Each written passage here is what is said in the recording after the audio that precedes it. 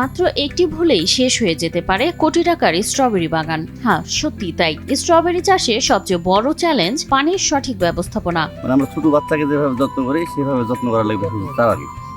তারা আমরা মোটামুটি ধরেন 6 মাস 7 মাস পর্যন্ত আমরা চাষ করার পর আমরা এইভাবে ভিয়ে রোপণ করি। কৃষকদের ভাষায় গাছে পানি সামান্য বেশি হলেই শিকড় পচে গিয়ে মারা যায় পুরো গাছ, আবার পানি কম হলে গাছ হয়ে পড়ে দুর্বল, ফলন কমে যায় আশঙ্কাজনকভাবে। অর্থাৎ একটু এদিক সেদিক হলেই ক্ষতির মুখে পড়তে পারেন চাষিরা। এই গাছটা ভাই এর যত্ন মেন হলো পানি তারপর তো বিষ আছে, পানি বেশি হলে মারা যাবে, পানি কম হলেও মারা যাবে।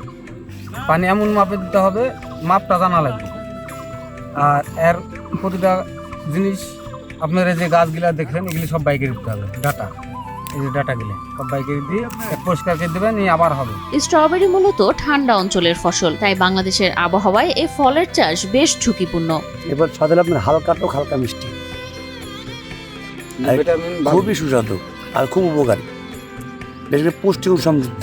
অতিরিক্ত গরম সহ্য করতে পারে না এই গাছ, আবার মাটি শুকিয়ে গেলেও বৃদ্ধি থেমে যায়। খুব দামি ওষুধ লাগে, মানে আপনার এটার ওই জাতা ওষুধ দিলে চলবে না, সিনজেন্টা কোম্পানির ওষুধ ব্যবহার করি আমরা। তবুও সব বাধা পেরিয়ে রাজশাহী জেলায় দিন দিন বাড়ছে স্ট্রবেরি চাষ। বিশেষ করে পবা উপজেলা এখন এ ফলের অন্যতম কেন্দ্র। কৃষকরা বলছেন মাত্র 3 মাসে প্রতি বিঘা জমি থেকে 8 থেকে 10 লাখ টাকা পর্যন্ত আয় সম্ভব। 1 বিঘা জমি থেকে আয় করবেন ধরেন 10 থেকে 12 লাখ টাকা, খরচ হবে থেকে 2.5 লাখ টাকা। মৌসুমের শুরুতে প্রতি কেজি স্ট্রবেরির দাম 1500 থেকে 1600 টাকা পর্যন্ত থাকে, যদিও মৌসুমের শেষে দাম নেমে আসে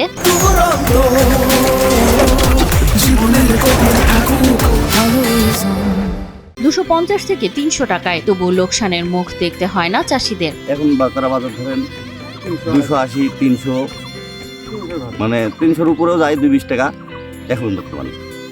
আর আগে যখন আগর কেটে ধরেন উঠে তখন ধরেন ব্যাপক টাকা দাম, 500 700 1000 1500 পর্যন্ত ধরেন বিক্রি হয়। সঠিক পরিচর্যা, উন্নত চারা এবং সময় মতো সেচ, এই 3টি বিষয় নিশ্চিত করতে পারলেই স্ট্রবেরি চাষে মিলছে সাফল্য। জানুয়ারি হচ্ছে না, জানুয়ারি দিক লাগাই, তাহলে ধরেন এই লাগানোর পরে ধরেন 1 থেকে 1.5 মাসের ভিতরে আমরা ফল সংগ্রহ করতে পারি। বিশেষজ্ঞরা বলছেন আধুনিক পদ্ধতি ও প্রশিক্ষণ বাড়ানো গেলে বাংলাদেশে স্ট্রবেরি চাষের সম্ভাবনা আরো অনেক দূরে এগিয়ে যাবে। তবে মনে রাখতে হবে, একটি ছোট ভুলই নষ্ট করে দিতে পারে কোটি টাকার পুরো বাগান।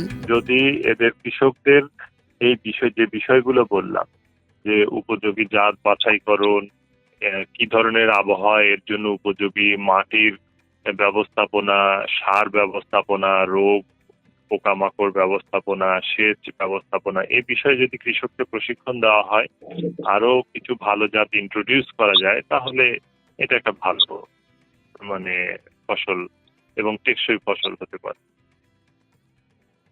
থ্যাংক ইউ স্যার, এটুকু দিয়ে রাখলাম স্যার। আসসালামু আলাইকুম। হ্যাঁ, আচ্ছা।